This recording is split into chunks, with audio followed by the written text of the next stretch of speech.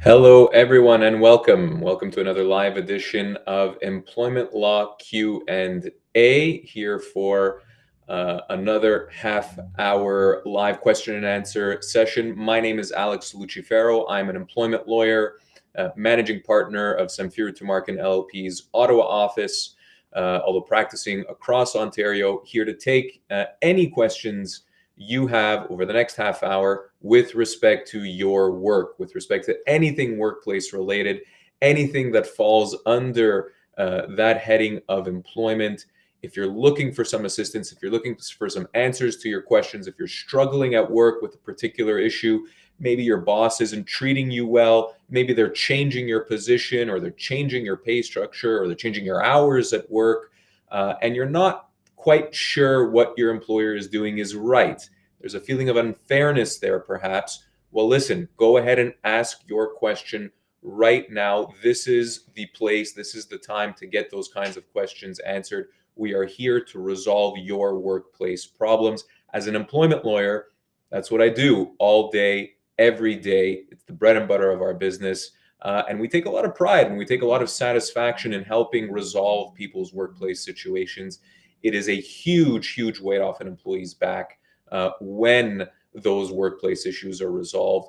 And of course, if you've been let go from your job, if you've been offered some sort of severance package, or if even you've been let go from your job and you haven't been offered any kind of severance package, of course, that is an important, important time in anyone's life. You need to get legal advice in a situation like that. Don't just sign off on any kind of severance package. Don't just walk away from your job. Make sure you get advice from an employment lawyer at the time. And of course, you can ask your question right now, or certainly you can contact us off air as well. A couple of pieces of contact information. You just saw our website. That's probably the best place to start.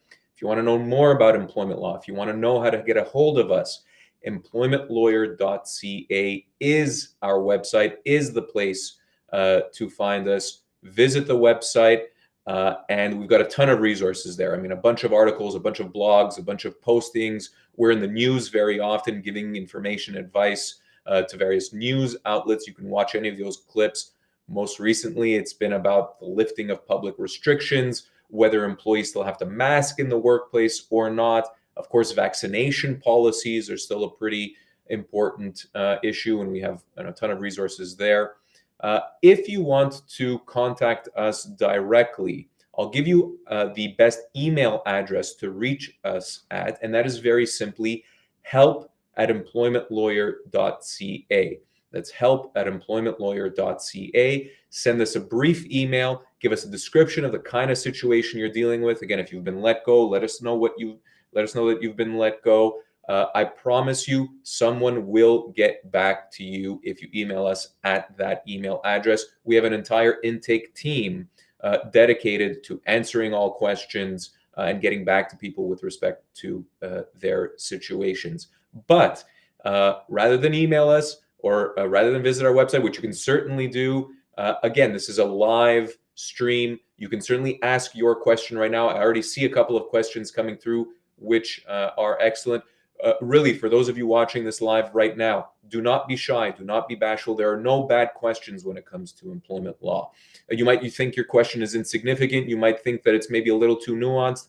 Again, don't be bashful. And actually, what I typically say in these situations is by asking your question, you're actually helping a bunch of other viewers out there that may be watching right now, that may be watching at some future point in time.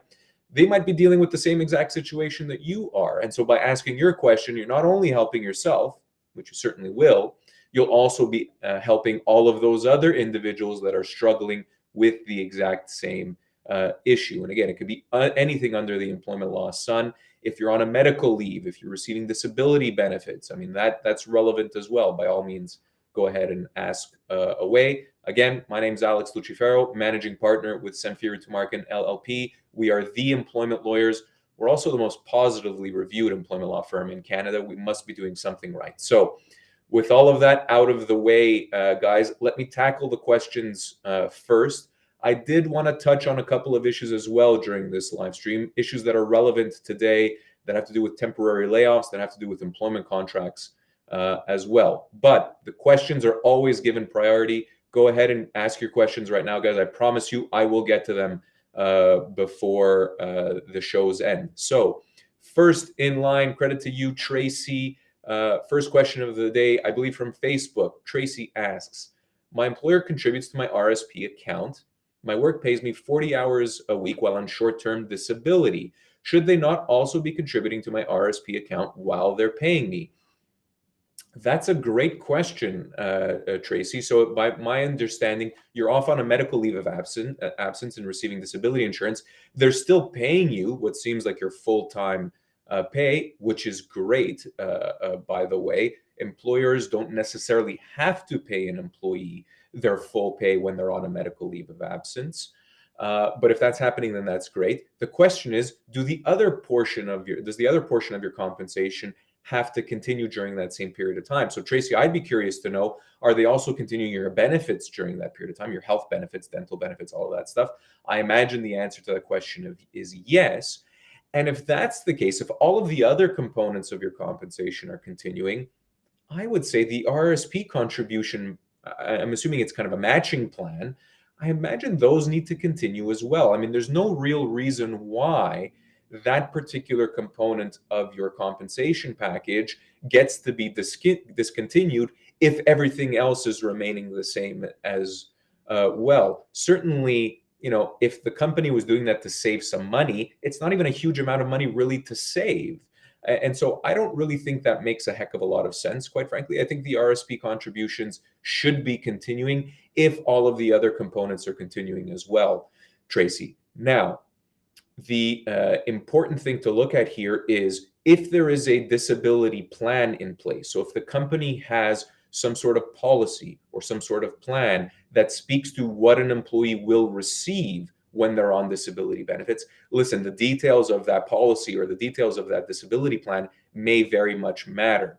And if it's the case that in that policy, it says very clearly that you're not going to be receiving those RSP contributions, and you accepted that policy as a term of your employment, it's always been there, you were aware of it, and it always applied across the board within the company, well, then the company may have the contractual right, because it's a policy, they may have the contractual right to not continue those RSP contributions. If no such plan or no such policy is in place, well, then I think the default setting, so to speak, should be that the RSP contributions should be continuing.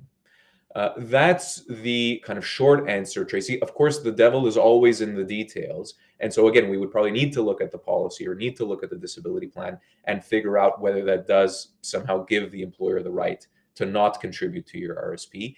If you want to discuss the matter further, certainly contact us. Again, visit our website. You can find our contact information there, employmentlawyer.ca. Or as well, as I mentioned earlier on in the show, you can email us at help@employmentlawyer.ca. Give us a brief description. You even might want to say, Tracy, that you had a conversation with me on the live stream and that you'd like to discuss the matter further. Don't be shy to contact us. It's a situation you probably want to figure out. All right, and appreciate the question, Tracy. Helen is next and asks, which law specifies bullying and hostile working environment? Okay, Helen, I think I understand your question, kind of what law applies to a hostile work environment or bullying in the workplace, let's call it. Helen, I am in Ontario, and so I can only answer your question to the extent that it applies to Ontario employment law. Hopefully you're in Ontario as well. If you're in Canada more generally, then you can probably draw an analogy from this with respect to your particular province. Although I can't necessarily speak to, let's say, the legislation in that process. But the way it works in most provinces in Canada, and specifically in Ontario, is that there is provincial health and safety legislation that plays a role here. So in Ontario, that piece of legislation is called the Occupational Health and Safety Act. I see that you're in BC, Helen, and I could tell you BC has the same provincial legislation. Again, it's basically health and safety legislation.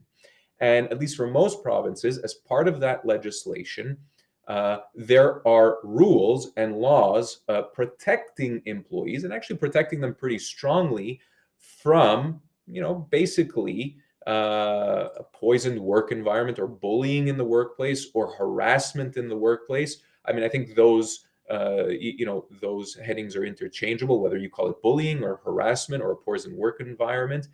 In Ontario, for example, there is specific legislation that says that employees are not are protected from, should be free from harassment in the workplace, and that is a legislative right that employees have. It's also correspondingly a legislative obligation that employers have. Employers have a duty to keep their workplaces free from harassment, from bullying, from poisoned work environments.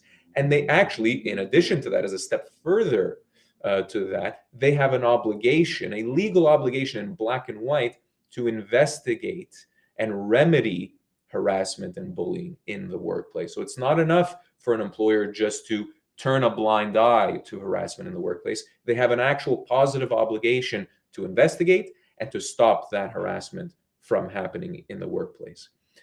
Now, Helen, again, across Canada, but specifically in Ontario, we also have what is called the common law that applies to these situations. So we're not talking about legislation here, we're talking about judge-made law. That's what common law refers to. And there have been dozens and dozens and dozens of cases that also say that employees have the right to be free from harassment in the workplace. Harassment in the workplace, Helen, may very well be considered what's called a constructive dismissal, meaning as an employee who's being subject to harassment, subject to a poisoned work environment, if you bring that up to your employer and the employer doesn't do anything about it, they decide to turn a blind eye or they fail to properly investigate, that might give you the right as an employee to consider your employment terminated. You can treat the harassment in the workplace as a termination, leave the workplace, and seek your appropriate severance entitlements. And severance for most employees, or for the vast majority of employees, is going to be significant. It's going to be more than just a couple of weeks per year of service. I mean, severance could be as much as 2 years of pay for longer term employees and for older employees. So there are kind of two levels of protections here, Helen. There are legislative protections under the Occupational Health and Safety Act, or health and safety legislation. There are also protections that the courts provide in being able to claim constructive dismissal and being able to pursue an employer for damages. Now, to be clear, Helen, if you're dealing, or for anyone listening right now, if you are dealing with a toxic work environment, if you're dealing with a boss that's mistreating you, or a coworker who's mistreating you and harassing you, and you feel you're being bullied in the workplace, listen, do not quit on the spot and then try and claim constructive dismissal. There is a process that needs to be implemented here in order to make sure that your rights and your protections are maximized. You want to get legal advice right away if you're in that situation. If you feel like you're being bullied at work, if you feel like you're being harassed at work, you need to speak with an employment lawyer and come up with a plan. The plan will likely include, again, filing a complaint with your with the company, whether that's an HR department or your direct manager or perhaps the owner of the company. Of course, it depends on the size and the structure of the business. But the first thing you want to do is draw your employer's attention to the nature of the situation, to the bullying, to the harassment, and give the employer the chance to remedy that situation. If they don't remedy it, well, then that gives you further protection and further rights. But again, my point here is, if you're dealing with any kind of potential constructive dismissal situation or harassment in the workplace situation, do not resign. Do not just walk away. Contact us right away. Speak with one of our employment lawyers. We will be able to properly guide you through that process. It's crucial, really important that you receive that kind of advice before you make any decisions with respect to your employment. Hopefully that helps, Helen. Move on to other questions. I love the questions coming through, guys. I see them rolling in. Please keep it up. We're about halfway through now. We've got about 15 minutes left on the live stream. I'm going to answer as many questions as I possibly can, so do keep them coming through. All right. The Dreamer asks, if my employer condones an error or mistake I may have done in the past, can they suddenly change their mind down the road after accepting it the first time? Excellent question, Dreamer. And condones is the right word. Certainly, if the employer knows that you made an error, right, and doesn't do anything about it at the time, allows you to just continue working, and maybe they don't reprimand you or they don't let you go for that particular reason, you can't be punished at a later state. That is what's called, and you're right to use the term condoned. The legal phrase in the employment law context is condonation. It means that you cannot be punished at a future point for something the employer already knew about and basically implicitly accepted. Now, that said, Dreamer, if you make that mistake again, your employer can then act at that relevant time, but the response, has to be shortly following the actual incident. They cannot wait even weeks, or they cannot wait certainly months to then punish you, or, for example, let you go, having known about the incident for some time. So, Dreamer, if you've been let go as a result of an issue that happened a while back, and now the employer all of a sudden out of nowhere months later is taking issue with it, listen, that's a problem. You're going to be owed severance in a situation like that, even if it was a serious error. Certainly, depending on the circumstances of your termination. So if you're a non-unionized employee, unfortunately, we can't get you your job back. If you've been let go, then that ship has sailed. Again, you would be owed severance in a situation like that. If you're a unionized employee, you may be able to grieve that situation, and you may very well get your job back. But you, of course, would need to speak to your union about that. Unfortunately, unionized employees cannot seek help from outside employment lawyers, such as myself. A unionized employee, really their only real legal representative is the union, and they are bound by the collective agreement in that respect. And so if you're a unionized employee, unfortunately, we can't help in most circumstances. Hopefully that helps. Dreamers, certainly you're touching on the right point when you mention condoning an error. All right, let's keep it moving here, guys. Simon asks, is putting a person on unpaid leave of absence due to vaccine policy while he has COVID-19 or is within the government recommended 8 weeks no vaccination period considered medical discrimination? Interesting question, Simon. I would say that in almost every case, and again, this applies to non-unionized employees and would also apply to workplaces where there is no government mandate in place with respect to vaccination policies. And listen, that is 99% of workplaces, if not more. I think still at this point in time, at least in Ontario, the only industry in which it is required by government to be vaccinated is long-term care homes. And that may have changed or may be changing, but that would be the only one that would apply. In any other workplace setting, a leave of absence due to a vaccination policy or an unpaid leave that's been forced upon an employee by an employer is actually illegal. You're not allowed as an employer to put an employee on unpaid leave. I mean, think about it. You're sending that employee home without pay, without work. That is what we call a constructive dismissal. Your employer is not terminating you kind of in words, right? You haven't received a termination letter. You haven't been told that you're terminated. But by its very actions in sending you home without pay, that is a termination. It's a breach of contract in the employment law context. And so right then and there, Simon, if you've been put on an unpaid leave of absence due to a vaccination policy, you may be able to treat your employment as terminated, seek your severance entitlements, and get moving on with your employment. I can tell you that if this is, a current situation, if you're currently on an unpaid leave, with all of the restrictions being loosened, with respect to mandates and vaccine passports and masking as well, these vaccination policies that are still in play, they're unreasonable if they're allowing employers to send employees home without pay just because they're not vaccinated. They actually don't make much sense in the employment law context. Now, if you have COVID, and you should be isolating and staying home, well, listen, that's a medical leave. And so perhaps for a certain amount of time while you're recovering and before you're kind of medically cleared to return back to work, there might not be much time, there might not be much that you can do in that intervening period.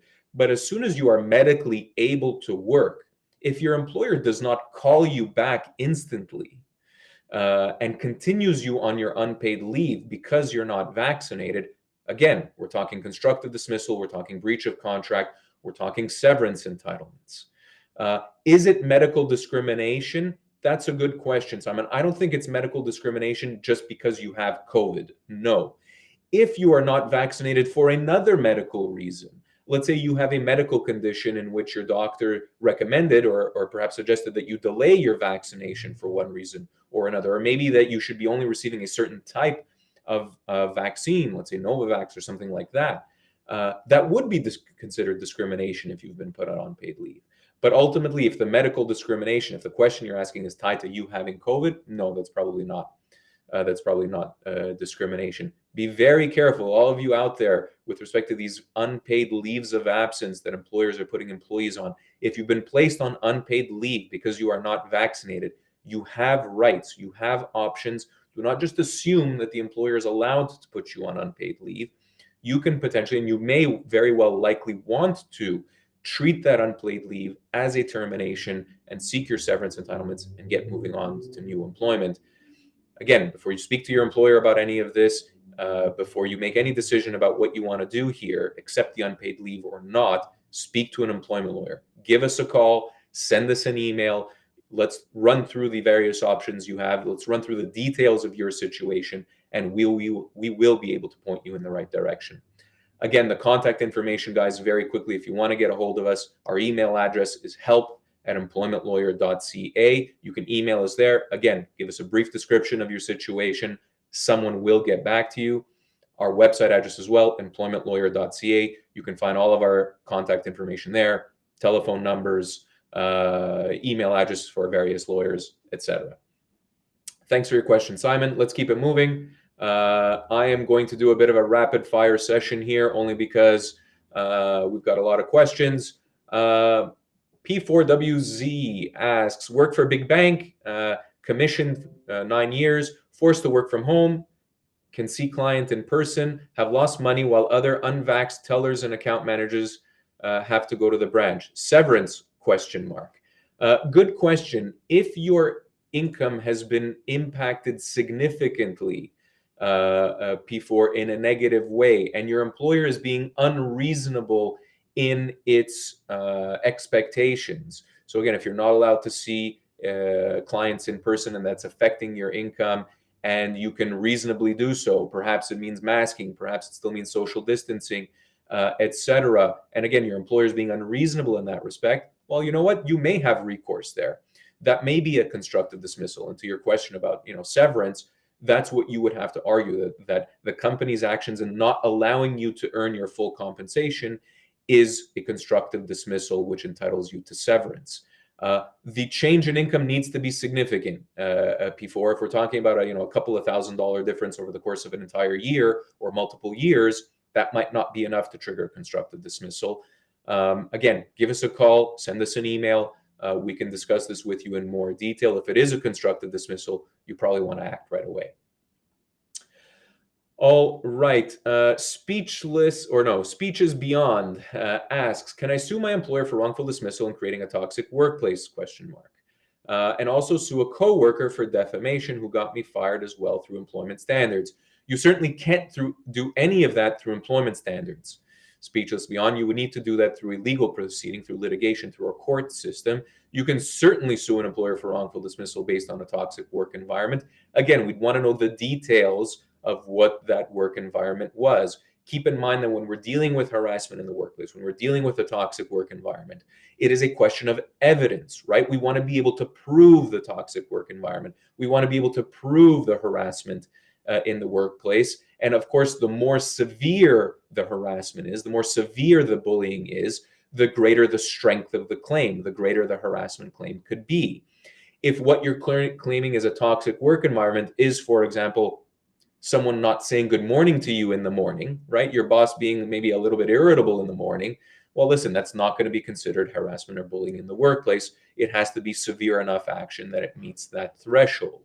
As far as defamation goes, again, it's a question of evidence. You want to be able to prove not only that your coworker basically lied about you to your detriment, so basically what defamation is, you want to prove that you suffered damages as a result. So maybe that cost you your job, maybe that cost you potential future employment opportunity. Again, the evidence there will be extremely important. Do not go to a Ministry of Labor or to employment standards for that kind of stuff. Speeches Beyond, they will not be able to help you with any of that, I assure you. you need to speak with an employment lawyer. You need to either engage the company in negotiations, which is actually how a lot of these claims, even the difficult claims, are resolved, right? They're resolved outside of course, actually quite straightforwardly, by way of usually sending a letter to the company, engaging in severance negotiations. But if litigation is required, then yes, it would be a wrongful dismissal claim, and you would be able to claim damages by that route. Before you do any of that, make sure you give us a call or send us an email. Speak with one of our employment lawyers. Again, we will be able to point you in the right direction. All right. BC Pinoy asks, my employer wants me to apply for short-term disability in our third-party insurance provider, even though I believe I should be claiming WCB, which for those of you viewing is basically workers' compensation. I believe I should claim for WCB because I'm suffering from my mental illness due to my workplace environment and employer's treatment. How can I prove the claim?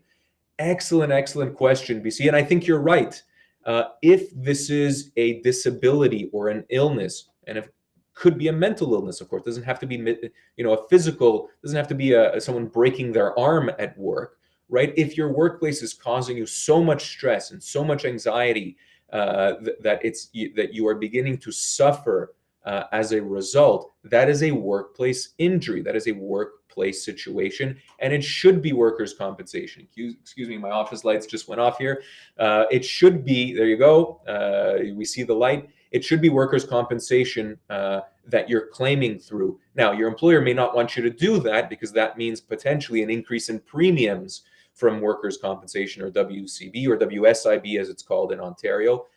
Still, don't listen to your employer. You should apply through WCB, BCP. What you need here, and how can you prove the claim to your last question, is you need your doctor's support, right? Hopefully, you've been seeing your doctor on a regular basis and talking about the issues you're having at work. Your doctor should be writing up a note and writing up a report about his or her, your doctor's opinion about your illness, about your injury, even if again it's a kind of mental injury. That is the evidence, that is the support that you need for your claim. You need your support, your doctor's support, when advancing any kind of disability claim, whether it's with the insurance company or workers' compensation. All right, guys, about 3 minutes left. Let's fire through these questions as we go. Let's see here. GC 2004 asks, or JC, excuse me, 2004X asks, in the event of a return to work after recovering from an accident, what rights does an employee have for accommodations in the workplace in the event that they are getting a new job? You have a lot of rights, actually, when it comes to accommodations in the workplace. An employer has to accommodate an employee's kind of limitations medically to the point of what's called undue hardship. That is a very high bar. What that means effectively is, even if it's tough for an employer to accommodate an employee, even if it's inconvenient, even if it costs a bit of money, they still have to accommodate. It's undue hardship that is the threshold. What that means is an employer should accept a little bit of hardship when it comes to accommodating an employee with physical limitations. So, JC, you need your doctor's support, as I was mentioning in my previous answer. If your doctor supports certain limitations, maybe you can only work a certain amount of hours per week. Maybe you have to take frequent breaks. Maybe there's a certain kind of work that you can't do. Get your doctor to write up a report to exactly that effect. Tell your employer, from your doctor, that is, your doctor needs to tell your employer exactly what you can and can't do. And quite frankly, your employer has to play by the rules of that game, right? They have to accommodate in that respect. And if you have any problems in that respect, if you get pushback from your employer, which we see quite often, then you should be speaking with us. You may have options and rights in that situation. Guys, we're going to leave it there for today because we are out of time. You can join us for our next segment. I believe it's going to be tomorrow, March 25th at 1:30 Eastern Standard Time with my colleague Samara Belitsky. If I didn't get to your question today, unfortunately, don't worry about it. Make sure to tune in tomorrow and ask your question to Samara. I'm sure she will be able to answer it. Thank you all for tuning in. Thank you all for your support and for your questions. I hope I helped all of you out. Until next time, wishing you all the best for the rest of the work week. Alex Lucifero here, employment lawyer and partner with Samfiru Tumarkin, LLP. We will catch you on the next live stream. Thanks, everyone.